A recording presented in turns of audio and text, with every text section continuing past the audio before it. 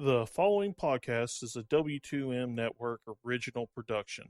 Visit W2Mnet.com for all of our other great podcasts, plus news, reviews, articles, and opinions from the worlds of wrestling, video games, football, and entertainment. Hello and welcome to another I almost said the wrong name. Soccer to the Max. And I am your host, Sean Garmer, and here with me, Mr. Erik Watkins. Oh, today was a very bad day in terms of sobriety news. Anything for Mother's Day? Well, thankfully, no.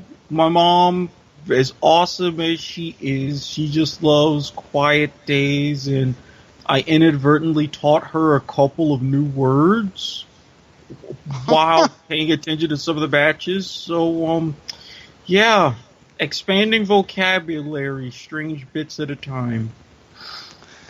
Yeah, my mom and daughter were spending time with her dad, and I think my sister's in town because she's officially, they're celebrating her getting her residency thing next week and all that stuff. So they were in Miami, so I was by myself after work.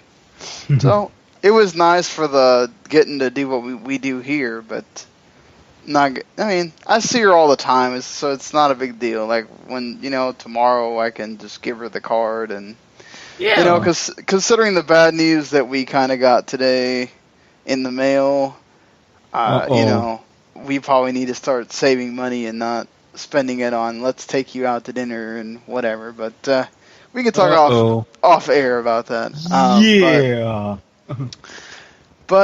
So you're not hearing Rachel because, and this is going to happen every now and then.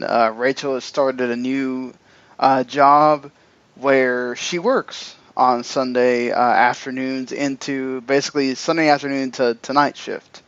So it makes it impossible for her to be able to join us for the normal time that we do the show. And of course, when I'm just with Erik, we kind of do it later. So you'll hear Rachel in a pre-taped part where she gets to talk about some of the NWSL games and some NWSL news later on in the show. But we'll cover the MLS matches here in just a little bit, some MLS-specific news, and a special topic about MLS and their TV ratings and how they could possibly improve them and what MLS thinks they need to do to improve them according to the Sports Business Journal. So that's gonna be fun. So you could say that Rachel's working for the weekend? Yeah. Too bad there's a licensing issue, or I would play that Loverboy song, but hey, yes, working for the weekend. There you go. So, yeah, you will hear just a little bit later here. That's the cheesy joke, because trust me. As I said in a previous episode where I was swaffled by stupid before we came on air, yeah, be prepared for me to have a lot of unpopular opinions. Well, that always makes the show fun. So we might as well just get into the MLS action from the weekend, and there was 3 games on Sunday. I guess they're getting us ready for that 5-game slate on Wednesday. Yeah, at least with Sunday, it's back to back to back, so I can transition one to the other. Wednesday is that schedule where you want to smack the schedule makers. Yeah, Wednesday's that, we're going to have games running concurrently, so you just get to figure out how you're going to watch the games. It's all right. They don't care about people like us that try to actually do this here. So, well, they're gonna care when I start spouting what I really think later on. So, FC Dallas still remains unbeaten after a draw 1-1 with NYCFC. A kind of a lucky goal, if you could say, for NYC after Villa misses a hell of an attempt on a free kick. McNamara just runs in and heads the ball on the rebound. Yeah, I was going to say, that's not lucky. That's McNamara saying, I'm going to score by any means necessary.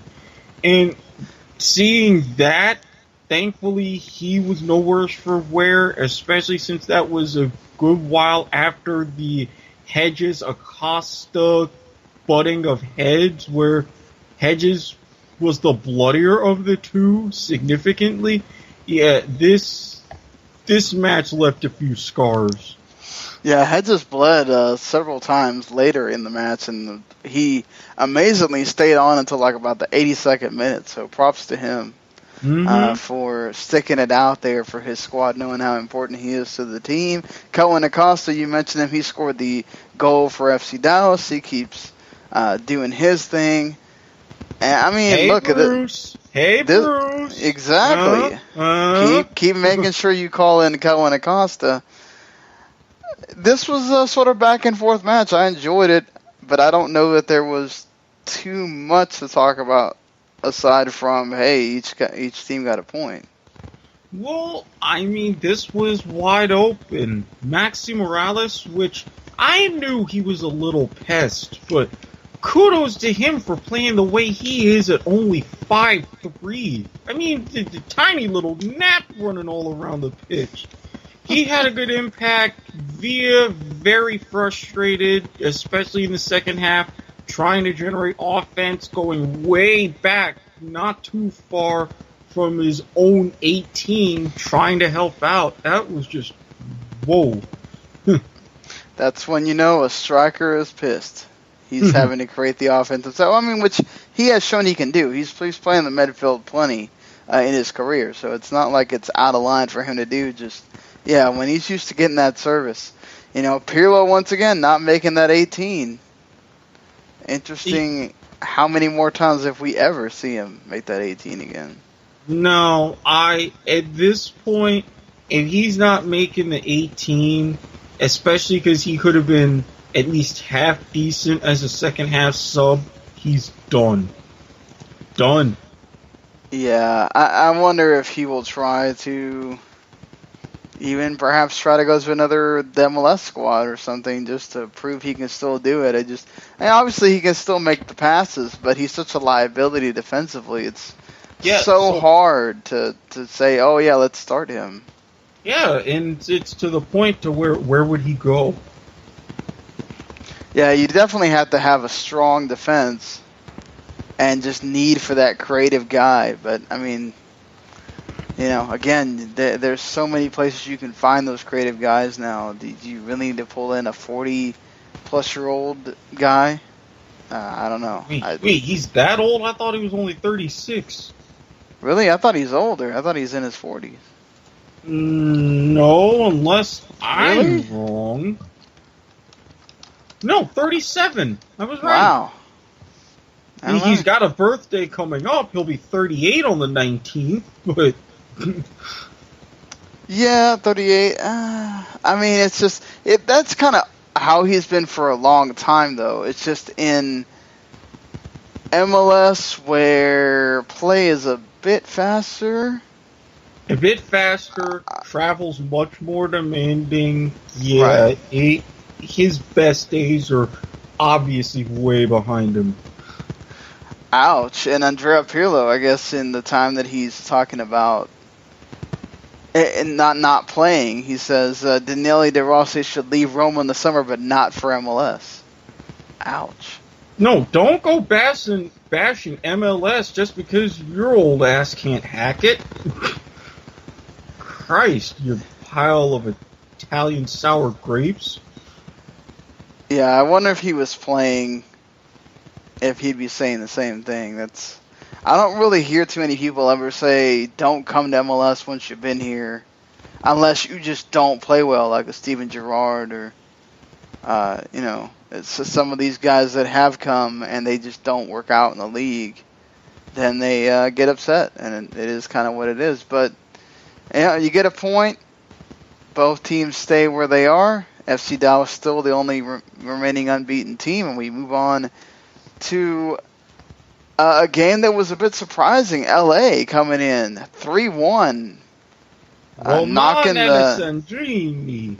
Exactly, Alessandrini again. It's been his show for the Galaxy this year, and this is Red Bull. They had been undefeated at home until this game. Undefeated in 19 consecutive matches at Red Bull Arena. They got punched in the mouth, and I think just they couldn't connect. They seemed a bit off. Well, of course you're going to be off when you have Alessandrini score 2 borderline miracles in the first 9 minutes. That free kick was just funny. Yeah, and then setting up a third late as another double tall man going down to allow Dos Santos to take a penalty. I mean, come on. You were discombobulated from the get-go, and you just stayed that way. Yeah, certainly. I mean, it's got to be disappointing for Red Bull fans being undefeated that long at home, but I mean, all streaks are made to be broken at some point. Just you hate seeing stuff like that happen for them.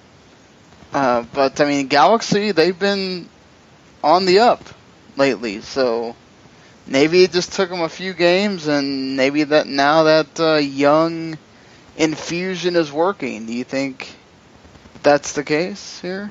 Part the case and part Adolfo saying, look, I kind of can't be fired. I gotta make a living, and things have gotta change, so this is what's gonna happen. Luckily for him, it's working. Yeah, so it's gonna be an interesting, I mean, again, Jermaine Jones got hurt, so he was not in the lineup, but they were fine. Again, it helps when you score 2 goals really early. You left Red Bull a lot of time to try to score. They had some chances there, scaring the Galaxy a few times, but LA kind of takes it and gets another 3 points. Yeah, Red Bull had chances, but 9 times out of 10, the Galaxy had the answer defensively. I mean, yes, credit to Red Bulls for Moyle getting one late, I believe, but no. Yeah, I mean, certainly that's the case here. It just, it's one of these things where Galaxy had the better hand on this one, and finally on Sunday, the first game of the evening, Atlanta and Portland, also 1-1. I felt like Atlanta had, both teams had plenty of opportunities. Atlanta, if Almiron would understand that sometimes you have to shoot and not always pass, they might have had another goal. Again, he's so used to getting the ball to Joseph Martinez, getting the ball to no matter who else is playing the number 9, but as the number 10, you're right, you can take shots yourself. They could have had that one in the bag, but no. In Portland, they kind of did the same thing. As it got later and later, they started getting a little too cute themselves because cute was working, and it wound up costing them. Yeah, certainly. Portland kind of be upset with themselves as far as being at home. You had so many chances, you missed them, and then this has been in a time where I saw articles about, have everybody figured out Atlanta? And here comes Atlanta, it's surprising here what happened, especially with Portland, the way they had been rolling. Yeah, I mean, you're missing Nagbe, and that hurts, but still. Everybody's figured out Atlanta without Martinez. Isn't he due to come back at least at some point in the not-too-distant future? Because I don't think his injury was season-ending. No, it's not. He should be back pretty soon. Yeah, so imagine once he comes back, and just when you have a game plan set for Atlanta United, all of a sudden, boom, he's going to come in and hopefully pick up right where he left off and maybe still find a way to be in contention for a golden boot. We'll see. Right. He very well could be. I think, Nagby's obviously in conversation for the, U.S. national team and all that stuff, so they're going to want him. I think it's just one of those where they just wanted to kind of have him out another week and see how he progresses and everything. But it's amazing, really, the stat that they said during the broadcast that their main 4 players have not been on the pitch altogether since the opener. Nope. And look at what happened when they were on the pitch in the opener. Oh, jeez. Potentially scary times in the Pacific Northwest. Yeah, certainly. But right now, Portland looks the best out of the teams in the Pacific Northwest if we go by what happened the rest of the weekend. The Friday game was Vancouver. They had opportunities in the second. The first half was all Houston. Yep. It was pretty much the Panterita show and the Honduras connection. Pretty much between the 3 forwards and Kubo. And they were on fire. The goal that happened for Houston was pretty great. Vancouver were kind of lucky to get one back, and they couldn't get it at the end. They were thinking that they could do the same thing that they did last week, and they realized they're going up against a much better team. Maybe Brett Shea needs to be starting because you brought him in as a sub the last couple of matches and he's paid dividends, so have him crack that 11 and see what you can do, because otherwise you're going to keep coming up short. Yeah, certainly. You got to make sure you're glued in for the first. The first 45 mattered just as much as the second 45, as the Galaxy have learned pretty quickly here. You can't just, go down goals and then automatically expect that, we're going to get it back in the second half. That doesn't always happen. Credit to Vancouver for coming out and attacking more and all that stuff, but Houston, now along with Dallas, the only 2 undefeated teams at home right now. Oh, I can only imagine that Lone Star Derby. Yeah, that's going to be fun whenever that does take place, especially if Dallas is still undefeated at that point. But, Houston they keep rolling, and they keep doing well at home. So, that's the thing. You win your home matches, you're doing much... you're doing one step in the right direction, because you're winning half the games here automatically. You already know. Then you had this thriller for Toronto at home against Minnesota. One of them was a penalty for Kevin Molino. Another was a ball that kind of landed to him and he just blasted it. So 2 goals for Kevin Molino. Interspersed with some fun stuff. Javinko with a penalty. You had, I forgot who scored the second goal, but... Altidore? Was it Altidore? Might have been Altidore. Yeah. Tosan Ricketts with the fantastic eventual game winner. Again. No, wait, I take that back. He did not get the match winner. You could say Ricketts is spreading. Wow. Sometimes they don't all land. Again, the cheesy look on my face tells it all. That's why I laughed. It was so bad, it's good. It's like, wow. Look, I've told some bad ones, dude. As soon as I saw that, I'm like, this is going to be the joke, and I'm not going to care. I'm just going to leave it out there and see how the universe takes it. Minnesota, for all, again, they looked good. They had moments where they were the Minnesota we've seen recently, but then you also had the moments where their defense let them down again. And nothing was more apparent than on that goal. Yeah, and I mean, the last step for any good team to become a good team is knowing how to finish and close. Clearly, Minnesota isn't there yet, but they're getting better. And also, if I'm TFC, I sit down and I have a little bit of a talk with Altidore. 4th yellow of the season, one more and he's facing a suspension.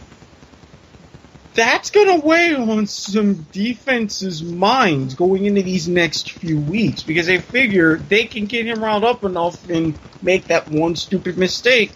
All of a sudden they're out, or he's out.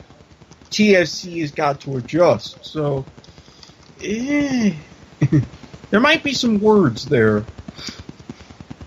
Yeah, I think definitely that's gonna be something you're gonna be trying to figure it out for the next one. Another 3-2 thriller for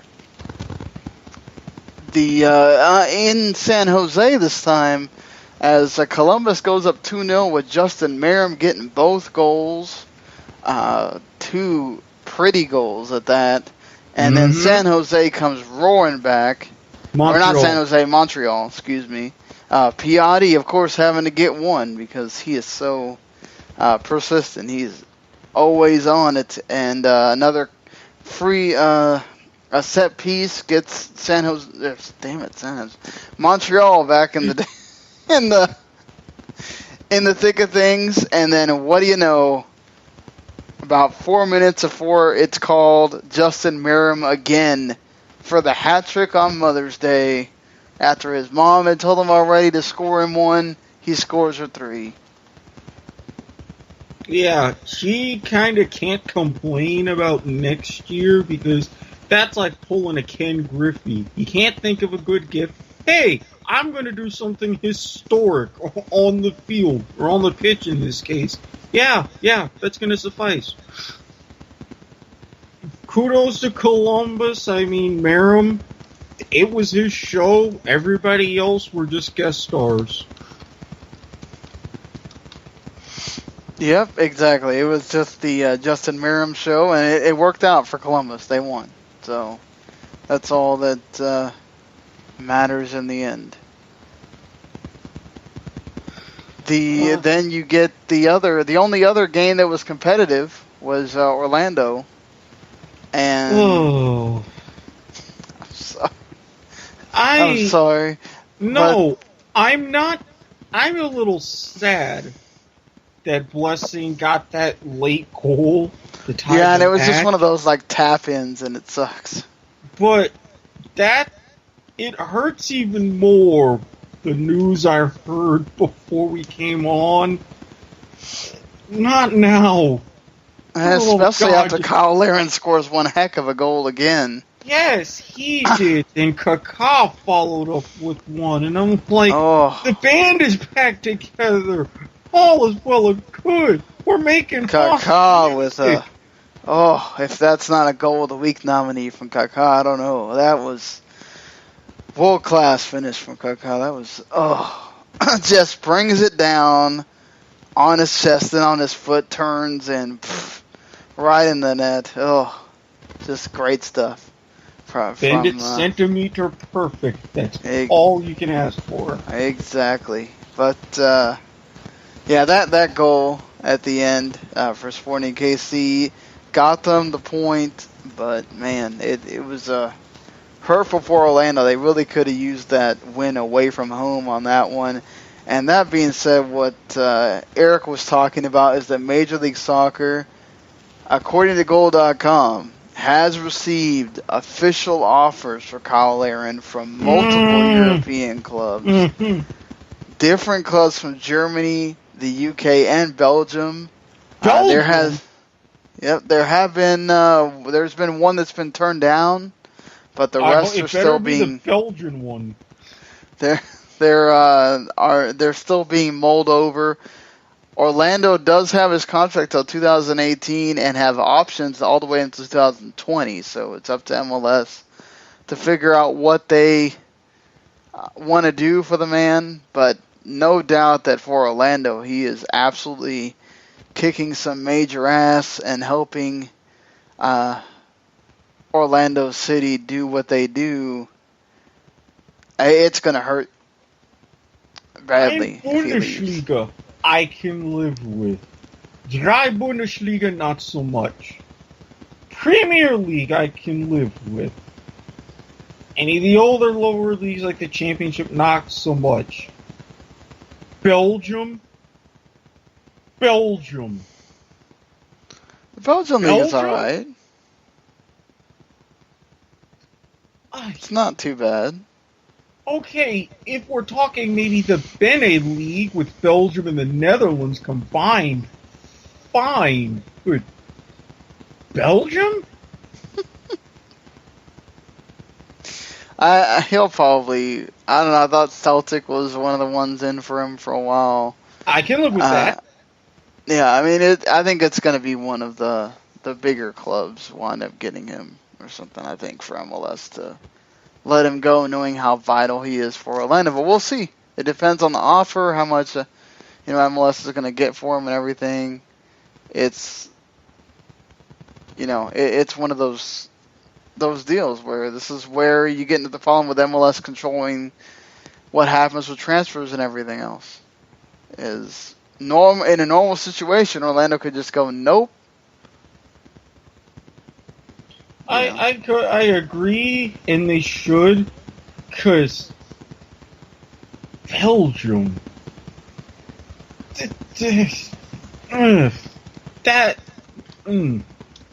sorry, that doesn't compute with me.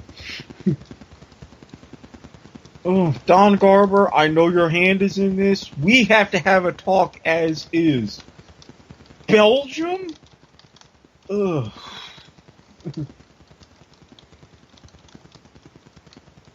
As if,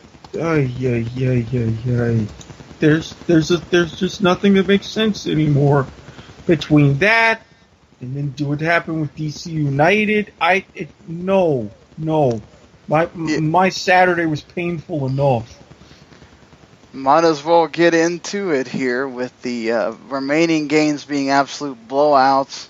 Colorado blasted San Jose 3-0 with one heck of a final goal with Baji being on the ground, hits the ball through the player's legs into Gashi, and he just lets it roar into the net. That's awesome. That's how you know it's your day. Exactly. Baji's goal, the first goal, was also pretty great as well. Just San Jose just looked like... Everybody got on me for saying, as Wondolowski goes, so goes the team. He disappeared. Look what happened. Nya. I was right. The only thing that would have made that better is that Colorado wore the yellow jerseys. But purple seems to be working for them, so I'm going to shut my mouth on that aspect. Hey, that's... maybe it's a little bit of luck. They need to wear that purple more. I'm sorry, Eric. Hey, maybe that... Purple ain't so bad. Their indoor lacrosse team, the Mammoth, were predominantly purple. They're deep. They're getting somewhat deep into the playoffs, so I can't complain too much. Then Philadelphia went and blasted DC United 4-0. Gooch with a goal. That was the only thing that made it not as painful. But between that, Luciano Acosta getting the red card, what did you think about that red card? Dumb. I mean, I could see where the ref's head was at, but that was just dumb. The whole match was dumb. The whole way they played was dumb. And it kind of fits. I mean, I get that you're moving into a brand new and shiny stadium, but could you at least pretend to give a rat's ass about RFK until you leave? Could you not probably leave not. an infesting, steaming pile like you did against the Union of all teams? Jesus Christ.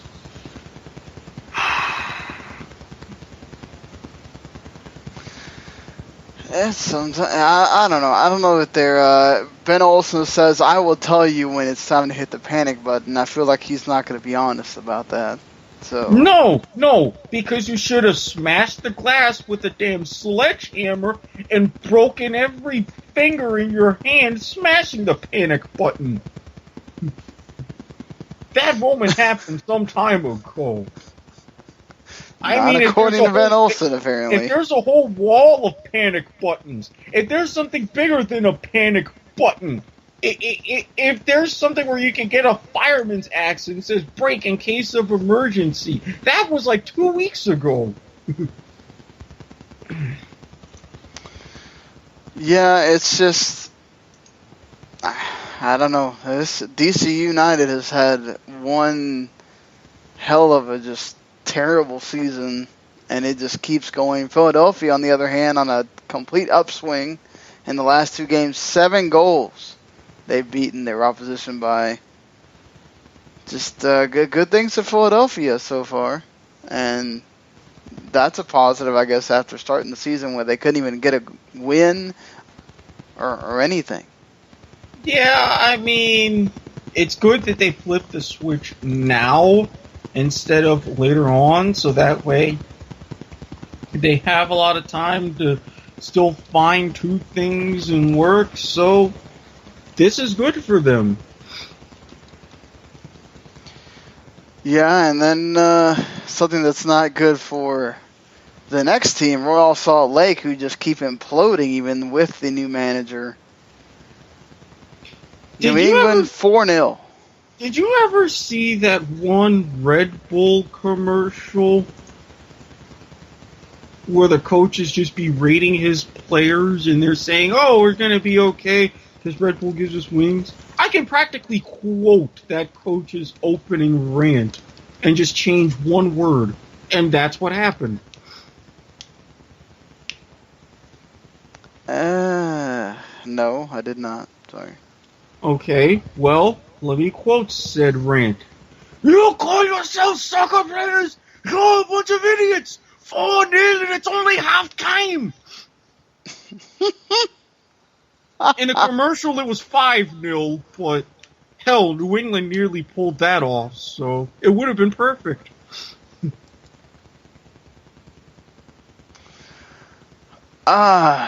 Too bad.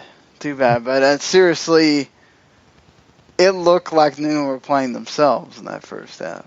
It just, I don't know what was going on here with Real Salt Lake. They've just looked really bad since having that win streak. Simple, they forgot how to play. Pecky's voice, the new and shininess only lasts for so long. Then you're right back to where you are.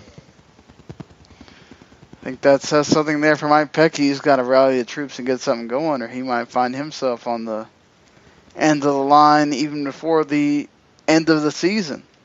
He might not, because that would look terrible, but... Hey, sometimes you got to make those tough decisions, though. Yeah, but how will you feel as a franchise if you're going through 3 different managers in a single year?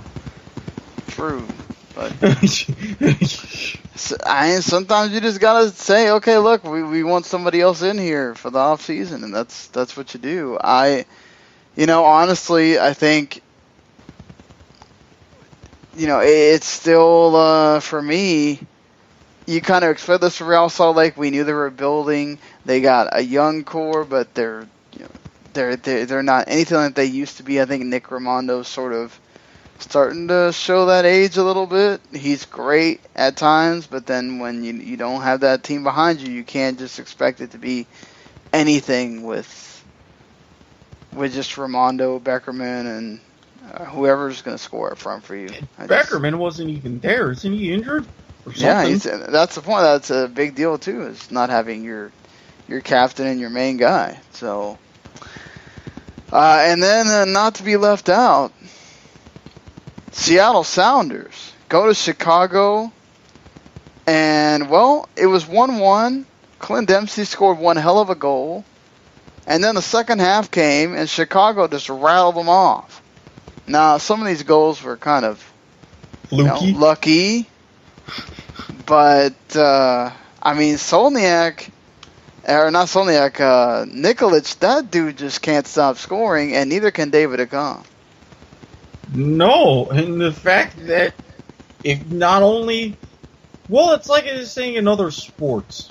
It's a heat check where you just get it to the guy, he shoots and sees, well, how hot he really is. The bad news is for Seattle, they were still hot, so, oops. Yep. Ouch. And, sometimes you sit there and you go, I don't know anything about this Nikolic guy. And, well, you know. You know now. Yeah, now you do. You start going, he's not from a team that I recognize. He's not going to do anything. He comes in here and lights everything on fire. Apologize, my dog went nuts here. So, see, even he agrees. He timed that perfectly. He knows what's up. But, they're still relying a little bit on our pal, Bastian Schweinsteiger. Ah! Still setting things up in the midfield. And that's, it's just a plus for Chicago. They are just absolutely tearing it up, and so far, they're winning that transfer window as far as MLS is concerned in the early season. So looking like geniuses. We thought they talked about this move for a while, and they go, it's dead. Schweinsteiger still shows up, and credit to them for being persistent, So that's MLS as far as the action goes for this week. Of course, Wednesday we have 5 games to talk about, so that's going to be some fun stuff there for the Wednesday midweek. Of course, we'll also be previewing that Under-20 World Cup that starts on Saturday at 1 a.m. So, yeah, matches that I really can't watch to matches where I'm probably not going to watch some of. Oh, probably won't watch most of because you're not getting up at 4 a.m. to watch matches. So, no, we already know what goes down with me at 4 in the morning, and it's been a damn long time since that happened, so sorry, U20s. You're not that high up on the totem pole.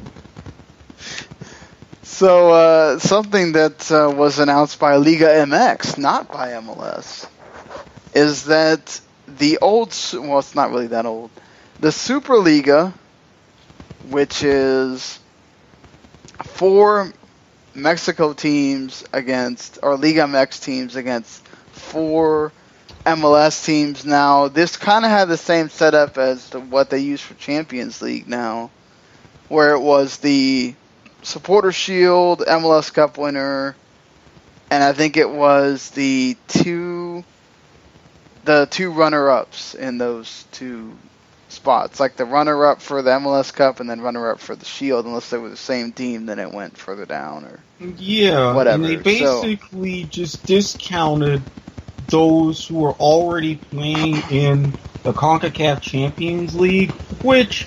Well, no, it didn't run at the same time because that thing ran in August. Well, so did Champions League. And I'm sorry, but unpopular opinion number 1 on tonight's show, can we call CONCACAF Champions League with this new version what it really is? It's a cup.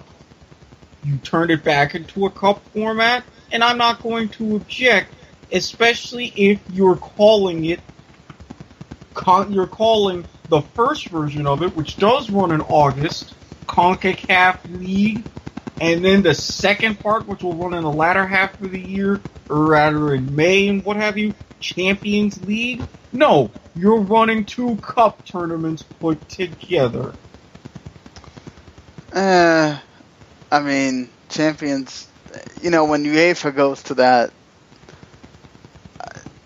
decision eventually, they're still going to call it Champions League, I'm sure. So no, because it was the European Cup, and then they created it into Champions League. They're not going to expand it beyond that. No, they won't. I'm saying that when they go to the same format that the CONCACAF champions, whatever, is using right now, because they've been talking about that, just taking away no. If they do that, then they damn sure better go back to calling it the European Cup. You are right about that, sir. You are right about that. Look at Erik with the dropping the knowledge at 11:40. I mean, come on now. You even mentioned Celtic. They were the first British team to win the treble. They did it in 1967, winning the European Cup. I swear. Damn right. If I have to fly to France, I don't mind smacking people there too. Well, I don't think you're gonna have to worry about that.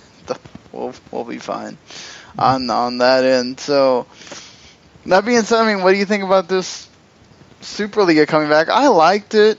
And my only problem was that I think the first year MLS teams cared. I think the second year it kind of became this, like Mexico, like overwhelmed everything, and it became not fun, and it quickly just dissipated after that. Well, so my whole argument is this. Look at what's happening, or what has happened in this year's CONCACAF Champions League. Setting up to when you go to next year's CONCACAF Champions Cup. And yes, I will keep doing that. But what happened? MLS teams did wonderful. You had MLS teams in the semifinals. Potential for an all-MLS final. What happened? You ran into a Mexican stonewall.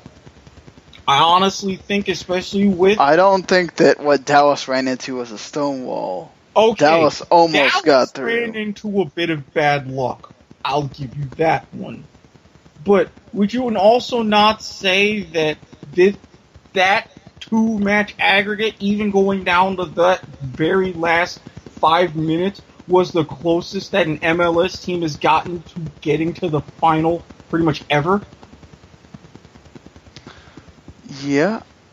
Okay, so my feeling is, if you want to learn how to not give up those late winners, finish games, get to the CONCACAF Champions Cup final, you're going to have to see more exposure and deal with and know how to play against Mexican teams. And with the SuperLiga, this probably going to run closer to July because they want to start the first phase of the CONCACAF Champions Cup in August. This would be perfect timing. Yeah, true. I like this, though. I always like that you can have more tournaments, competitions. I mean, the U.S. Women's National Team, we just talked about, or we're going to talk about, I'm sorry. I am screwing myself up here. We're going to talk about, they're doing another one of those little mini tournaments, and this is kind of what that is. It's a little mini tournament for MLS and Liga MX Clubs, and I don't have a problem with that. So me neither. I think it's good. Now, granted, if teams from Liga MX keep winning the CONCACAF Champions Cup, this is going to quickly go away. But I think if it achieves a potential desired effect of having MLS start winning a couple more trophies, hey, this is going to work for everyone. Yeah, I think let's see if MLS does well in this, and then, we can, I guess, look at it going forward. But I think we got to get to the main event here, the discussion on MLS and them trying to improve their TV ratings. Now, this is from 2015 until now. It took them 2 years to figure this out. Wait, and this what? is... Oh, dear God, why did you tell me that? I wanted to give you all the information. Oh my God. Go. For my sanity, please. Go. So,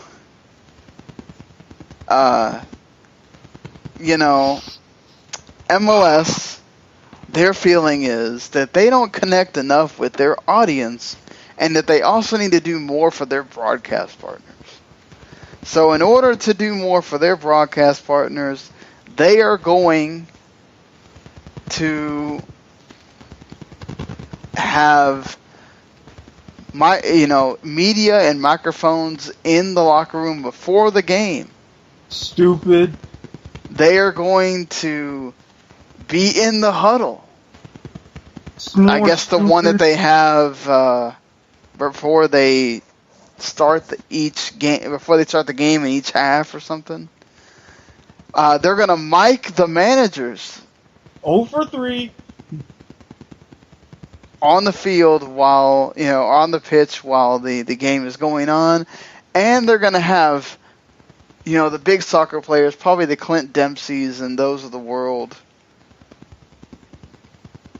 They're going to be doing bigger press tours where they basically go all day and do a press tour for MLS. And well, you know what? The media already has a problem. The media already has a problem with soccer in general. I just can't see this going over too well. Who does Don Garmer and all this anti-think tank, what do they think they're doing? Oh, they think that MLS is such a problem? What, they're going to have someone on Late Night with Colbert or Jimmy Fallon and have an MLS player every night into the audience? Are you kidding me? I think they mean local radio shows and that kind of thing, local media. But that makes it even worse. You already have at least half decent local media presences in a lot of the big markets as is. What? Okay, no. Don, come on. Listen to me now. Just carefully. Brother's trying to help you out here. Do not do this. Do not, no. Do not save yourself the hassle of any 5 to 7 second delay, any even inkling of anything with extra bleeps or mics cutting out with more mics on the pitch, having to deal with all of this and sideline interviews about strategy and things like that. No. Stop. You are clearly overthinking the process. And as is, I've already got ideas for another unpopular opinion I'm going to get to in a couple of minutes. Don't compound this for yourself. You're already trying to walk a tightrope with things you really shouldn't be doing. Don't have another one, because you ain't going to get a safety net from me. If you're going to have an epic flying Walinda miss, I'm going to record you falling on the way down. I'm going to put it on World Star, and I'm going to laugh. I ain't going to come and help you. So, save me. Save yourself, for that matter. Yeah. My problem with this is, look, these managers are not trained to do all this. Okay, no. We're starting to get them to talk, coming out of halftime, that kind of thing, talking before the game. That's enough. They don't really do post-game pressers that well.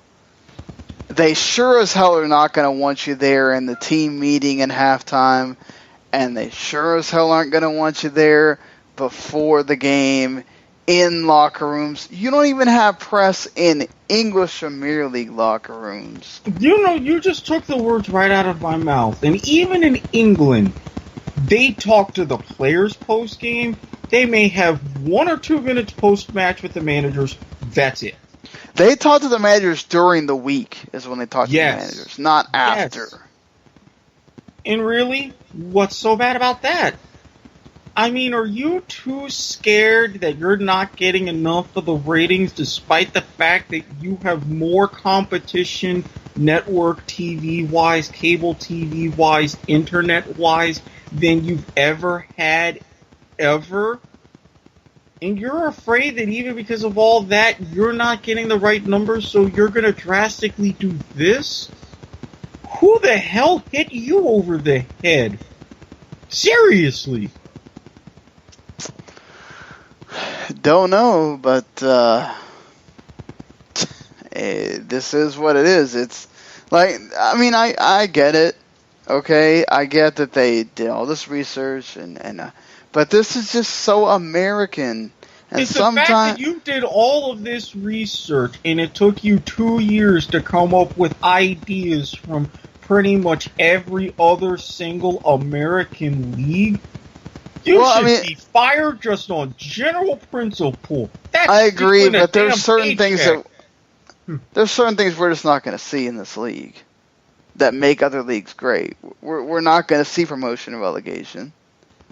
So there's that goes out. Well, that leads to potentially unpopular idea number 2, parts of it. I mean, we're not gonna. We're gonna get a bunch of teams. We're not gonna go to the one league format. That also ties into unpopular idea number 2. Are you reading my mind? No, I'm not. I'm just saying this is an American league, and they're gonna keep it an American product, even if that means that they already get bastardized by the media. They already get treated like. They don't even get mentioned as one of the pillar sports in the country when it's still the Big Four, even though most people wouldn't even, unless you watch NBC, you wouldn't even know that hockey's on half the time. I mean... By the way, congratulations to Anaheim on evening up the Western Conference Finals against Nashville. Pretty good game. Series tied at 1. Yeah, I mean, and... heck of a game with the Spurs and Warriors earlier today, too. Oh, my God. Wow. I was wondering what happened. For Kawhi Leonard. I saw that on Twitter, and I was like, oh, crap. Well, there goes my prediction, but that's for another show. Yeah, certainly. It's just, go ahead and go with your ideas then, Eric. What are you thinking about? All right. If these don't work, what does work? Now, Don, I feel like I can call you Don because I've been at the urge of just throwing things at my TV when you come up with stuff, especially your ungodly idea of what you should not be doing out in the desert in a city whose name I will not even mention right now. But Don, listen, first of all, every dime that you spent on that 2 years of research into helping broadcast rights, get that money back. Because, come on. They were just stating the obvious. They were stealing paychecks. If you need to get lawyers involved, go ahead and do. Because, honestly, you and I, you could have called me. I could have told you things that they were going to do that you're not doing, that you should do, or think about doing, whatever. Just no, that was worthless. But, Don, hear me out. You say you want to go to 24 teams. You say you want to go to 28 teams. You know eventually you're going to go to 32. It's math. It's scheduling. It's people like me who will sit around. Or at least 30. Well, it's people like me who will sit around, maybe imbibe or consume other foreign substances to come up with your little beautiful schedule, except I wouldn't be the one that would have 5 matches in about a 4-hour span on a Wednesday, but that's just me. Now, Don, you're going to do this. I know you're going to do this. You're going to have to do this right. And Don, knowing you and knowing other leagues and scheduling that they've had problems with, you're not going to stop at 30. You'd have to go to 32 to get all the permutations right. Being a mathematician, I get that. But Don, listen to me now. A lot of people aren't going to like this, but you and I both know you only have a certain window to play these matches over the course of a year. Now, granted, with climate change, that window is arguably going to shrink over the next couple of decades, but you're not going to make that your problem, so let's just deal with the here and now. Okay. The only way, Don, for you to be able to do this and to do it right, you're gonna have to do two things. Number one, face facts. You're going to have to go to a one-table league. It's the only one that would make sense. I know you look conferences. I know I even floated out about the old conferences and divisions like the old NASL back in the 70s, but that was the 70s. This is 2017. It wouldn't fly. But Don, that's just part one. You're going to have to tweak the season a little bit. Say, for example, you do go to 32 teams. You know what you'd have to do, Don, in order to make this to work, in order to help with travel and everything? You're going to have to make some tough decisions on scheduling. Because you're going to have to cut it to 32 matches. Just have it a single round robin. And so that way your owners don't cry and moan about uneven, it's the extra home game and yada. As they light cigars with the $50 and $100 bills, you give everyone that extra derby match to where you play that particular opponent twice. And then that's it. That's your season, and then you can tweak your MLS Cup with 8 or 12. You'll probably do 16 because that's how things are. And you set that out from there. But Don, this is going to be an eventuality at some point here. The sooner you admit that to yourself, the sooner you can go and sleep at night. That's what you got to do. That's what we have to be going towards. Whether you want to put that in motion now or a couple years from now, the end output is going to still be the same. Come on, Don. Can you feel me? You feel me knocking?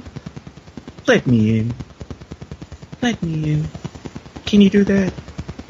Come on.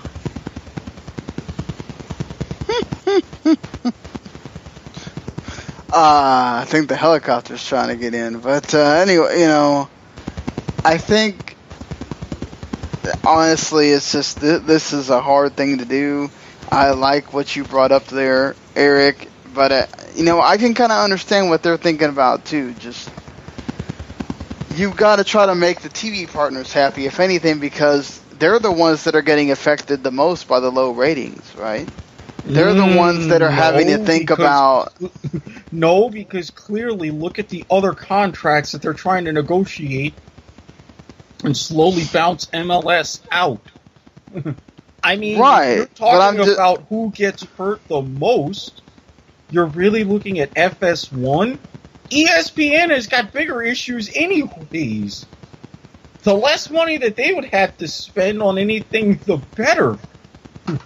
Yeah, and I think people need to look at it this way too. Now, honestly, just because we only have an hour and a half, okay, we don't have all day long to sit here and talk about everything that happens in U.S. soccer every week. Nor do we have the time to watch every match of every U.S. soccer league and all that stuff. Even if you paid us, I don't think I could even do that just because, my God, I need to watch something else for my sanity.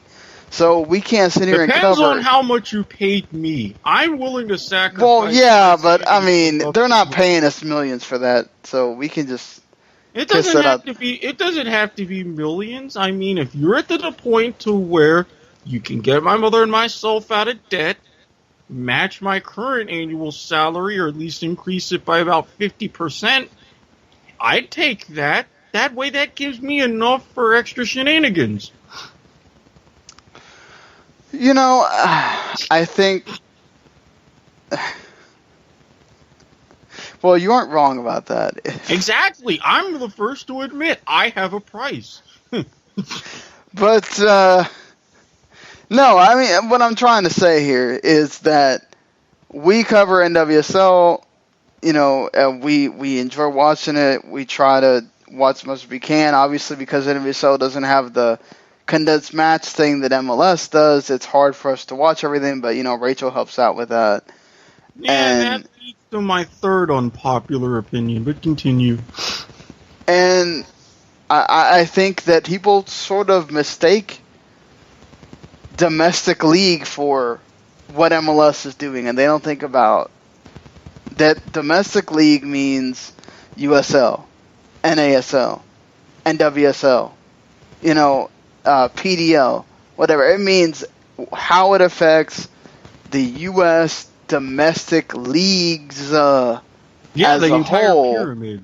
Right. And, great that MLS has this terrific, TV contract or whatever, but if FS1, who loves to talk about MLS at the wrong times, like during UEFA Champions League, yes, if they would have given the money to NWSL instead of Lifetime and A&E, something that FS1, more people have FS1 and all that on a lot of these different, these things that we're going to now, where you had the PS Views and the Sling TVs and all that stuff, the Fubo TV that's like just for soccer fans and all that. You have your FS1s. You could have been on Fox Sports Go instead of Go 90, which more people have access to, or at least Fox Sports Go works better than frickin', Go 90. Yeah, NWSL, you screwed up. You royally screwed up. I don't know. They took the money that were given to them, right? Because I get that, but I mean, you couldn't have at least had some kind of a deal to where, hey, in case of emergency, hey, if Go 90 decides to crap the bed after 10 minutes, hey, if Go 90 says your event hasn't even started, despite the fact that you're clearly and it says it for 20 minutes. Yeah, if all of that happens, you don't even leave yourself an out that says, hey, we have a YouTube channel. We might be having to air these streams on an emergency basis on YouTube. You don't even give yourself that option in a contract? Yeah, you screwed up. I did like that they was on. I know you had problems with it. I didn't. I clicked the game preview. It immediately started airing the match on the NWSL website. I didn't have a problem. I know you did. It didn't for me. All I got was the preview page. That's weird. Yes. Now, granted, if that's an issue to where, because were you on your desktop? Yes, I was on my desktop. Now, see, that's another issue, because I was on my tablet, because I was trying to dual screen while watching the MLS matches, so I can be prepared, because I am a responsible podcaster, as are you, Sean. No, this bad. Oh, swaffled with stupid yet again. I can't help it. I can't take this. Yeah, I really hope that Go 90 figures her stuff out, because every time this happens, you get the response on Twitter. Oh, our engineers are working on it. And it's like, really? Your engineers are working on it? Your engineers have been working on this game for like an hour and it still didn't work. Oh, you gave us audio for like 20 minutes and, oh, great. Yeah, you send me into your server room with a gigantic bullwhip. I'll get your engineers to work on it. Oh, God. I don't think we need to go there, but... yeah, I mean, look, honestly, there were so many things you could sit there and go, oh, this might fix it, this might fix it. At the end of the day, MLS needs to sit there and look at soccer fans and not so much try to get the casuals in, because, honestly, it doesn't matter. Aside from the U.S. men winning a World Cup, it's not going to change much for soccer in this country as far as the people that have an affinity towards hating on it or being prejudiced against it, or just saying that it sucks, or it's boring, or whatever. That's just how it is, and nothing MLS does is going to change that, really. You need to go and try to get those soccer fans, those Premier League fans, those Bundesliga fans to try to watch your product as well as the product that they already enjoy, and stop trying to get baseball and football and basketball fans to watch your product, because they're not going to. They don't care. They're already watching the sport that they care about. And if they're going to watch another sport, it's another more American sport than soccer. So, I get it.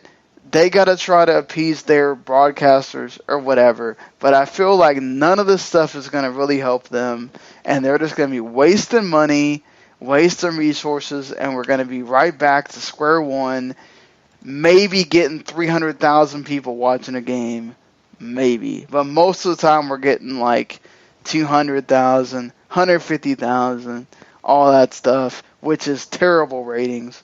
So, you know, it is what it is. Simple. Don, you're MLS, Major League Soccer.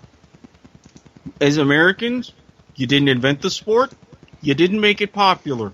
That's 2 strikes against you for trying to attract the jingoistic, variety-minded, somewhat short attention span, casual sports fan. You've got a bunch of diehards. Capitalize on them. Why do you think hockey went to a route where they score more? That's because they wanted to go back to the golden age that was really from the 80s all the way up through the lockout at the end of the 94 season? Well, also because it gets people to pay more attention. That's why I said it was their golden age. Trust me, when the St. Louis Blues were in the playoffs one year, they had games at the Jumbotron of Busch Stadium during Cardinals games.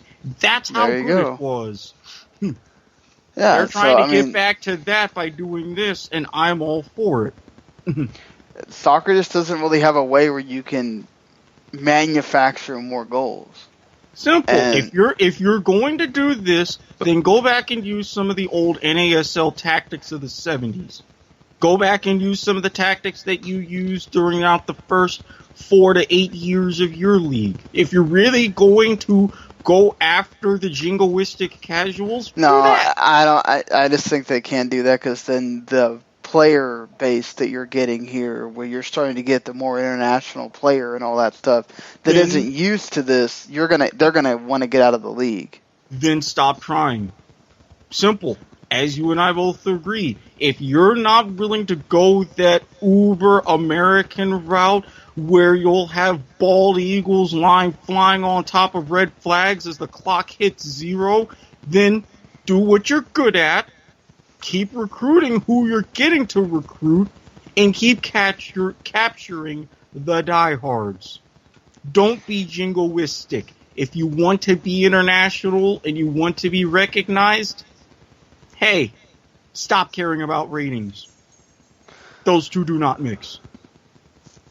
Right, but I mean, at some point, though, you're going to have ESPN, FS1, Univision, all them breathing down your neck saying, look, we're putting out a product where we could put out... FS1 and Univision, yes. I guarantee you ESPN will not care that much. ESPN does care. They have other stuff that could probably do just as well. They can and they do. And this is what I'm saying. ESPN, come on, they just laid off 100 analysts. They had to because they have to make the money back. Yes, they have to make their money back because more people are cutting the cord. FS1 is adapting. Univision is adapting. ESPN doesn't want to adapt. Not that fast. They're just going to go out and do something else. Hold on. How is FS1 and Univision charges you $7 a month to watch them on your phone.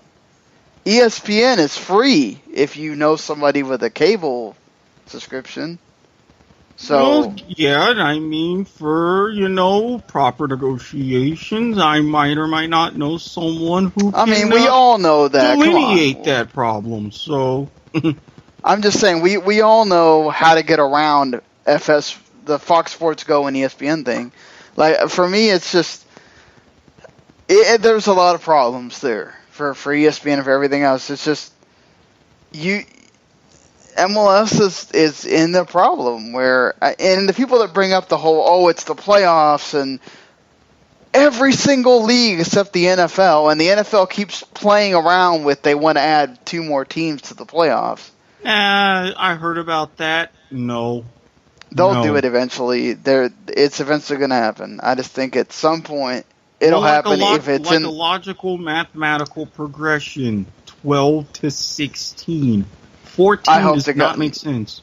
No, just 16 doesn't make sense for the NFL. Just Then when you you get, then leave it at 12. I agree with you, but I just feel like they keep bringing it up. It's going to eventually happen. And I keep saying they keep bringing it up, and they're going to go straight to 16. They're not going to stop at 14. Well, I'm that's like telling you. saying you can't have 18 games in a season. Yes, you can. Yeah, I've figured out all kinds of ways, and they talked about that, changing timing rules and this and that for 18 games in the season. That's going to be another eventuality. Right, but, for me, I just don't, I don't subscribe to that theory of the whole, the playoff system in MLS is the reason people aren't watching. No, it's not. Maybe the Europeans aren't watching because of it, but the MLS fans don't care. They understand it's an American thing. Mm-hmm. We have that in all of our sports where the regular season technically doesn't really matter so much. Save for professional rugby, and look at what's happening to them. Yeah, I mean, the NFL, to a certain extent, I think you can, because they don't play as many games. Yeah. It still matters. But the other, got 162 games for baseball and you still have playoffs? I mean, come on. Go back to my rant on point of viewer and how to fix that. But, that's a whole other can of worms. But, I mean, I don't want to keep belaboring this point, but look, this is a weird way to go about trying to fix ratings. I just don't see this working. It's not weird. At all. It's American, and this won't work. No, it's NFL, and it's not going to work because MLS is not the NFL. Well, not even just NFL. This is NBA. I mean, this is NBA. Yeah, MLB but it works for all those guys because they're. I mean, as much as Greg Popovich wants to sit there and act like he doesn't know what to do on a microphone, he's used to having a post-game press conference after every single freaking game. Yep. And the baseball players, the baseball managers, same thing. They go out there and yell at the umpires and all that stuff. I mean, I don't know about the hockey managers. I don't watch hockey that much, but no, they have their own post-game bits. They do. Right. So, and like you said already, what happens with soccer most of the time? They go and catch up with a player. Mm-hmm. And that's usually it. And then you'll get the coach before the game, hours before, during the middle of the day, that kind of thing. Morning. Right, that morning or the day before, stuff like that. You don't get them the hour before or in the locker room or any of that stuff. They don't do that for soccer, and there's a reason why. It's just it's a regality, it's a respect thing. That's why locker rooms for soccer usually they don't have all of the excess that NFL and all the other American sports locker rooms do, because it's just a different ambiance in the locker room. You don't use your locker room for that kind of thing. So for me, it's just I just think you're going the wrong way about it. And just to show, more people watch the NBC SN pregame for the Premier League than any MLS game that airs during the weekend.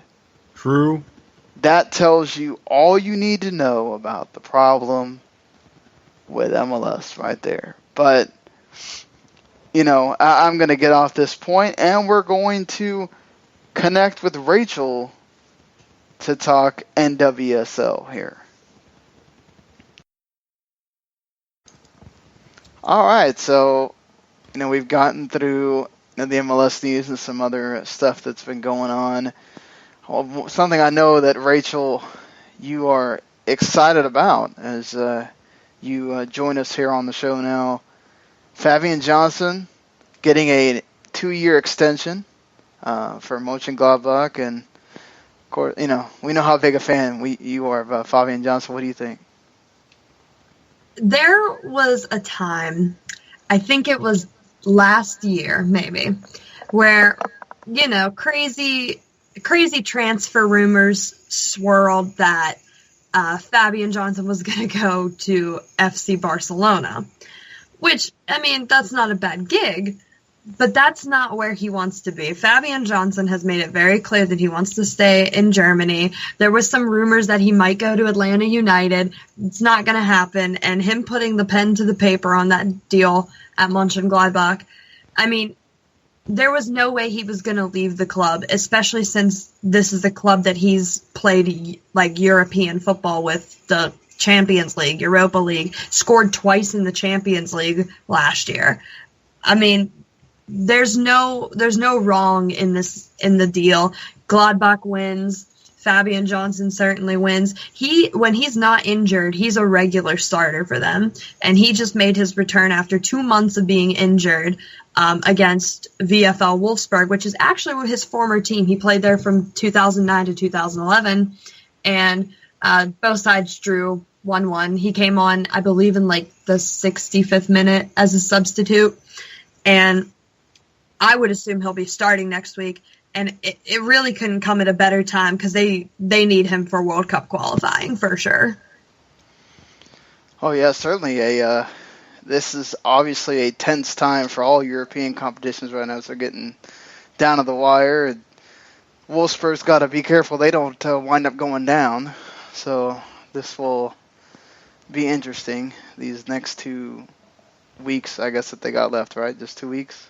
Yeah, well, I believe there's actually one more week, but I think somebody that also needs to have their eye, like we need to have our eye on, is, where's Aaron Johansson going to go? Because he was at Werder Bremen, hasn't played basically at all. He hasn't even been as a substitute. They haven't taken him to matches for a while, and he's definitely somebody you want to keep an eye on. I could honestly see him going to Gladbach with Fabian Johnson. But he's somebody you want to keep an eye on, too. Well, I was just about to say, would it be more likely he stays in Germany? And also, kudos to Fabian Johnson because, screw Barcelona. That's what I said. I didn't want to have to buy another jersey.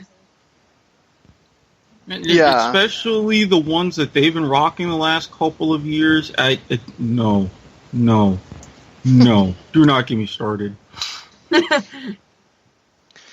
Well, I guess so we should get to these NWSL games, but before then, we should discuss here some news. One of something that you wrote about, Rachel, not only for W10net, but Real Sports Entertainment Network, and on your blog as well. Got a lot of coverage. Mallory Pugh, where she should go, and she winds up staying home and going with the Spirit, making the right choice, in your opinion? I was right. I had to. I had a lot of haters coming at me saying, no, she should go to Portland. No, she should go overseas. No, Mallory Pugh wants to make a name for herself.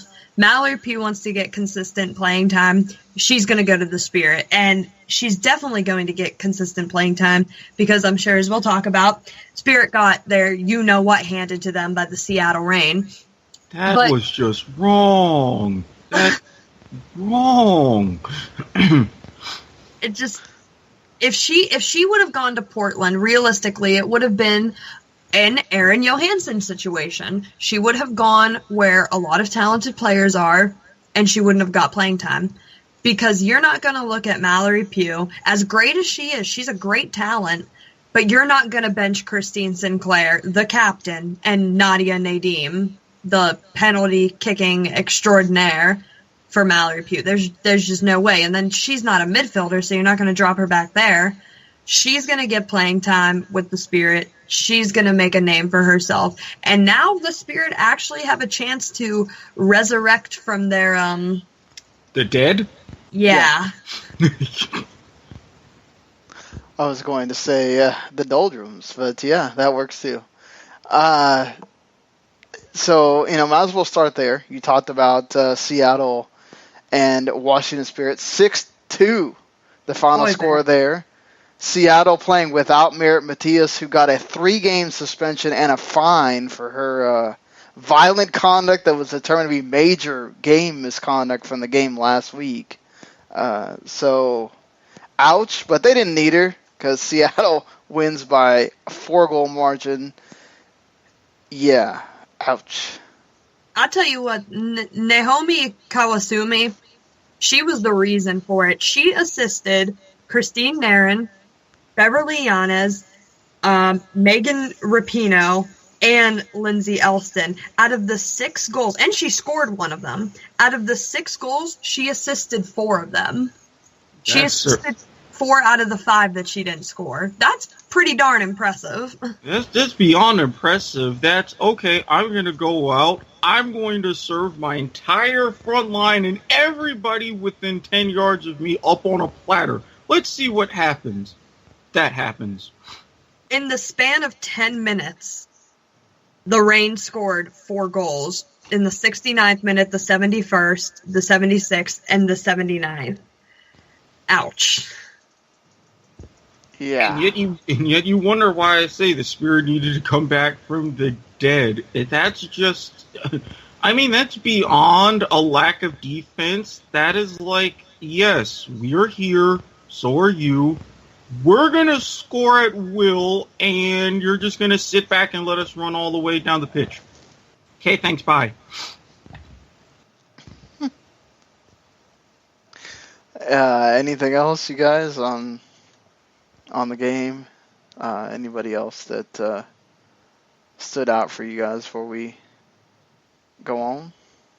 Well, I mean, Haley Kottmeyer for Seattle, she made 2 saves. She had a good press from Washington going against her with Casey Kelman, Ariel Shipp, a lot of those younger players, Christy Mewis. But man, she's making people in Seattle say Hope Solo who, and I hate to say that because I love Hope Solo, but it's always tough to play against Stephanie LeBay because she is Stephanie LeBay. She's pretty darn great. But when you look at that game and you see 6 goals scored against her, it's really weird to watch that. I was watching that game and I just thought, this is not Steph LeBay. And a lot of that is because a lot of her defense is gone. And that's what I wanted to ask. Would you say she seemed kind of helpless? Well, yeah, I mean, she's got all these youngsters on defense, and I mean, she also came into camp very, very late. She was with the Canadian women's national team. She came in late.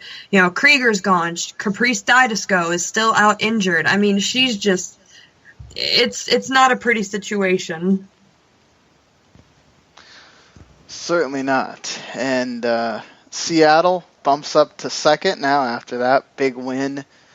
Portland, who drew with the Kansas City, are now in 8th or in 3rd with also 8 points. I'm confusing myself looking at 2 different things here. They drew 0-0. Don't know. Is there much to talk about there? Not really. I mean, both goalkeepers had 2 pretty good saves, but other than that, really not much. There was only 1 yellow card given to FC Kansas City's Becca Moreau, so not too crazy. And then you got the Sky Blue FC, who are now in 4th after their 2-goal win over the Houston Dash, who, man, they started out strong and they've kind of been faltering a bit here.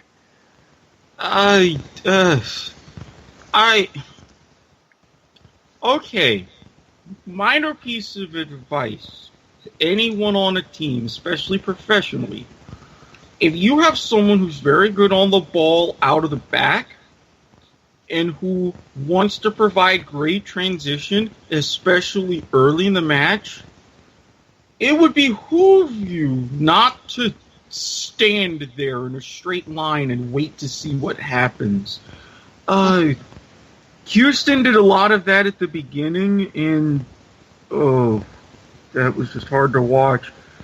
They finally stepped up in the second half, and Ohai, bless her heart, made a lot of plays out wide to try to generate chances and get them back in, but the damage was long done. Did you watch the game at all, Rachel, or anything? I I caught the highlights, but like I mainly looked at the numbers afterwards, and just something that really caught my eye was that Sky Blue only had 5 crosses. Yep. Houston had 23. Yes. How do you not like? I think you need to work on your crosses and your set plays and stuff, because that's where they've got tall players, Houston does. And even though Ojai isn't that tall, she can get up there. I've seen her score with her head before. It's just 25 crosses and you only have 1 goal is just, wow. Well, that just shows how direct that Sky Blue FC were being then. If you're going right through, if you're not having to cross the ball, something going on in the spine of your team, they must be getting just tons of things going on the ground then. They did, and especially with that first Sky Blue goal, that was a very good penalty. But everything, Sean just said it, Sky Blue was very direct. I mean, the middle third of the pitch was wide open to them. And really, to Houston's credit, they generated chances from those crosses, but when you have defenders like Freeman who can just stand there, not have to move and clear a ball off the line like she did, it's just sometimes it isn't fair. Yikes. Hey, sometimes, that's things you got to learn from, though, is they've got to fix that defensively to be able to deal with that in the next games. Look, you're going to go so far out wide, you're going to cross things in. You also got to be able to cover defensively, or it's going to leave you open. It's probably what happened is they had so many people going forward, crossing. Looks like Sky Blue probably got them on the counter a lot, Erik. They did. They really did. And again, Houston, all throughout the first half, very lackluster. I don't know if it was the heat. I don't know what was going on, but second half, they did open things up, and that slowed Sky Blue down a little bit, but it was already just too late. So, Rachel, we have the BBC's Women Footballer of the Year voting opening on Monday. You got 2 NWSL players nominated, with Marta and Christine Sinclair. Of course, they met in the Olympics bronze medal game. And then, of course, Sinclair and Marta have done well with their respective clubs and international teams. Plus, you have international players. I'm going to butcher these names, seriously. Melanie Beringer, Ada Herberg, and Hedvig Lindahl. Those are the 5 that are nominated so far. Do you think it should go to Sinclair or Marta, or are you going for one of the international players as far as player of the year? What do you think? I want to say Sinclair, and another part of me wants to say Marta, but I also think you have to look at the Olympics and see how Melanie Beringer did and what she's doing right now for Bayern Munich women, and I think it's going to go to her. And I know I might get some hate for this, but I'm actually happy that no U.S. national team was put on that list, because I don't think, it just wasn't as impressive this year. I think their name gets more recognition than I wouldn't say it should, because they have done a lot of very good things, but there were some awards that they were nominated for that it just, if you look at the Olympics, players from like Germany and Sweden, they weren't getting nominated, and those were the teams that were closer to medaling and stuff. And Germany won it. So if Germany won it. No, didn't Carly Lloyd win Footballer of the Year for FIFA? Yeah, she won FIFA Women's Footballer of the Year. Yeah. I don't know. You're like, I don't know about that. I love Carly Lloyd, but 2016 wasn't as good as the year she had before that, and for obvious reasons. But I'm gonna stop before I get yelled at even more. Something. Hold on, you keep on. You got Speak your mind here. I'll take the heat for you. And I'm going to say, especially by U.S. standards, 2016 was kind of a crap year. Yes. I'm calling it for what it is. It was a crap year, and players should not win or even be even nominated for too many awards in a crap year. That's kind of the U.S.'s fault for having the bar set so high, especially coming off of a World Cup win just 2 years ago. You got to do better than you did, and there's just it was far too quiet, and when there was a loud noise, it was usually a crash instead of a cheer. Yeah, and I mean, I'm looking at some stats right now, and Melanie Beringer, I mean, Sean, we probably butchered these names. It happens. She scored. She was the only player at the Olympics to score 5 goals. There's nobody that scored 4 goals, and scoring 3 goals was from that category of those people you just named, Christine Sinclair. Carly Lloyd only scored 2 goals. I'm not knocking Carly Lloyd by any means. It just wasn't, she just didn't have an impressive year as the year before. And, you're right, Erik, the bar, I guess, is set too high, and sometimes name trumps play sometime. Yeah, exactly. I mean, the U.S. team is sort of like the Brazil for the men. Like, they're going to get a lot of things given to them. Look, yes, they did win the World Cup 2 years ago. Well, let's not put that like it was nothing. But you're getting a lot of plaudits because of your name, and let's not kid ourselves. That's what it is. Also, Sinclair scored 6 goals for Portland last season. So I mean, I don't know what these other players have done for their teams. I can't tell you that off the top of my head. Beringer playing for Munich. Herberg playing for Lyonnais, and Lindahl plays for Chelsea. So they got to be doing some great things for those big name clubs to get nominated. You just mentioned 3 of the top European women's clubs, and not looking at how things played out, but I would think at least 1, if not 2 of them made a deep run into the UEFA Women's Champions League. And I mean, looking at the FIFA rankings too, Germany's 1, very well deserved. Mm-hmm. The U.S. is number 2, and honestly, if we're looking at the top 5, it would go Germany 1, 2 USA, 3 France, 4 England, 5 Canada. I think it should be Germany 1, France 2, USA 3, Canada 4, England 5. I mean, and France beat the U.S. in the She Believes Cup on our own home soil. Like, you look at France, and I feel they're probably judging it off the big the blast wins that the U.S. got over Russia. It's probably what bumped them up a little bit. Not just the last U.S. wins over Russia. They have a whole complicated algorithm based upon certain tournaments carrying more weight than other tournaments and types of matches, and different percentages for different weights based upon years, because it's like a rolling system. And I'm going to spare everybody the math simply because, well, it's math. Yeah, before, I know Rachel's got to go here in a little bit, so I wanted to get to this before. We were talking about U.S. national team, and they announced this week that the U.S. national team once again is going to be hosting a tournament. It's going to be at the end of July. It's the Tournament of Nations. It's the U.S., Brazil, Japan, and Australia. All on July. The West Coast.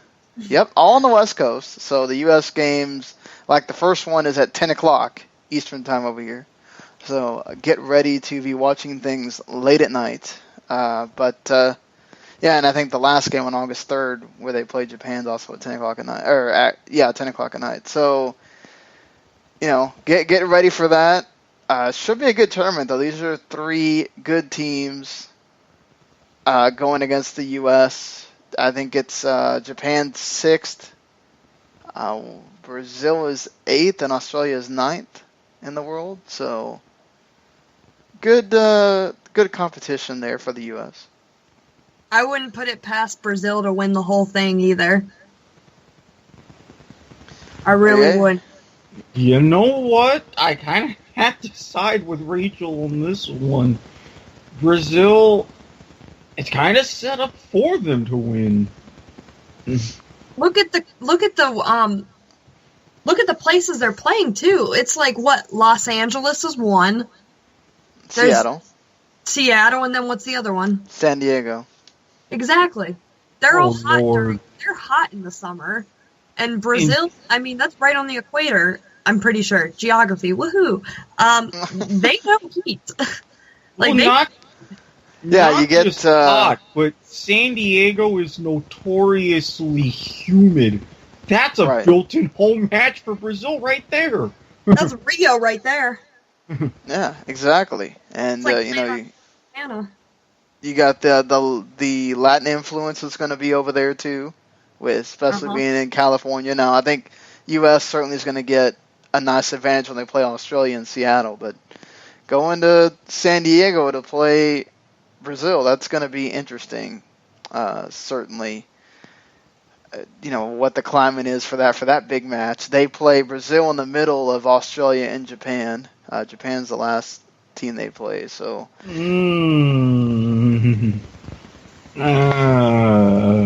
Should be fun. It's CenturyLink, Qualcomm, and StubHub Center for all three stadiums. If you're looking to want to buy tickets or go or anything like that, so. And I implore anybody who's going to Qualcomm, buy a Footy McFooty face shirt, wear it, get yourself on TV. Because come on, support that bid. I'm looking at all y'all want to be Padres fans. They ain't doing too hot right now. Give yourself a little bit better reason to go to do something else. There you go. You said it. Erik is petitioning the bid there for San Diego. That almost looks like they gotta go. They gotta go for San Diego as one of the teams. But we'll see how that goes when they finally ever name these teams. I'm just waiting for them to hit that Phoenix button.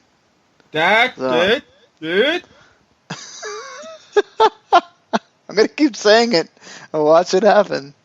And I'm going to keep saying no, and I'm going to keep saying, and also, for a positive note, especially because Rachel's time with us this week is short, to tie back to the beginning, Mallory Pugh, I have this idea. She said during her interview, as part of the NWSL coverage on Lifetime, one of the things that she would buy with her contractor, tubs and tubs of ice cream. Now, hostess, I've seen you. I've seen the Twinkie and Snowball kinds of ice cream that you've got going on as a limited edition. Yes, all right? You do. Now, hostess, you haven't had a good few years. You kind of need to bounce back. Now, I'm just saying, if you have a star athlete who said on record that she would buy tubs of ice cream, you as a company are trying to promote a limited edition ice cream, which you should potentially make permanent at some point. Hostess, are you catching my drift? I mean, it's pretty easy to arrange a sponsorship right about now. Just throwing that out there. Don't make me aggressively tweet you like I did Boston's Pizza, alright? Don't go ghosting on me. This is worth some money here. Just saying. Or could you at least have it in Homestead over here so I can buy the damn Twinkie ice cream? Because that would be nice. Or here in Jacksonville, too. I'd be willing to buy it. Do a little of my own promotion. You know, promote two things at once. Eat the ice cream while wearing a Footy McFooty face shirt. I can do that for people. Have you seen the ice cream by you, Rachel? I can't say I have. Well, see, we're missing out here. We need to figure out something to tell Hostess to get the ball rolling. You see, Hostess? I mean, come on. You're doing it wrong. You're leaving potentially millions off of the table, and I'll only take a 5% cut if need be. I'm that flexible. Oh, Erik is petitioning us for things that, who knows? Hey, all you got to do is ask, right? You never know. You never know if you get the good deal. So, I mean, I know Rachel's got to go. We'll be Erik and I will be talking about the Orlando, North Carolina game and the Chicago and Boston game here. But Rachel, hope things go well at work. Thanks. Bye, guys. bye-bye. Bye. So, all right, sadly, Rachel had to go to work, so we just got to talk about these two NWSL games that, she was with us before the game started. Orlando becomes the first team to defeat North Carolina this year. I'm telling you that home cooking works. Kind of a weird way to go about it, but it works all the same. It also helps North Carolina lost a player as well. They were playing with 10 women. Well, they were still playing with 10, but hadn't Orlando already scored twice before that? I think so. Mm-hmm. Yes. So, and then Davina had been able to get one back. But it put Carolina in a bad spot where all they had to do was score one more, and it makes it more difficult when you're down a person. So you never know. They could have gotten the draw eventually. And then eventually Orlando got the third goal, put it away, and definitively beat North Carolina Courage. And Orlando looking much better now after having to go through some growing pains there. Hey, the team, it's finally gelled. Thankfully, the chemistry didn't take too long to develop, so things are looking up for the women in purple. Yeah, certainly. And this is, you might have heard us talk about it a little bit before in a previous segment, but there was just, in both the games today, Go 90, terrible, just problems with the app. I had to watch the Orlando game on the NWSL website most of the time because Go90's app didn't work. Thankfully, they did put it on the website for the U.S. audience because part of that deal is that Go90 gets those games no matter what.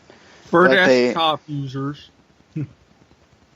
No, but for desktop users, right. But I'm just glad that it was there in a capacity. Yeah, again, for desktop users, if you're trying to look at it on a tablet like me, it didn't work. Sorry about that. Chicago and Boston drew 1-1. This is, again, a game that was marred by technical issues from Go90, so I really didn't get to watch much of this, but Boston and Chicago sort of continue their trading places on the board. North Carolina still leading with 12 points at the end, even though they lost. But Orlando at least creeps out of the cellar, and getting closer to the jumble that is that table for NWSL right now. Good, because I really can't handle seeing one team like that win a wooden spoon. That does not sit well with me. Fair enough. You seem confused. I take it you've never heard of that phrase before. No. I'm sorry. I'm also really tired. Just not paying attention. So explain this for people like me that don't understand what this phrase. Originally used in Australia for their major leagues, it becomes something of a ritual for British ice hockey, and something that I use in fantasy football and have been for about the past decade. The wooden spoon is quote-unquote awarded to the team that finishes in last place on the ladder. Now, granted, if some of these leagues would adopt a gigantic 5-6 foot wooden spoon to hand to the team, I think it would be a pretty good gimmick.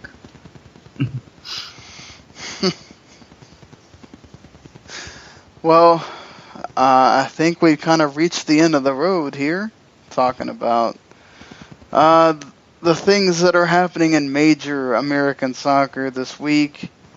So, until the midweek, where once again we'll be talking about 5 MLS games because they like to torture people during the midweek, and also trying to seem smart doing a under 20 World Cup preview as well as making predictions for the games that haven't been played.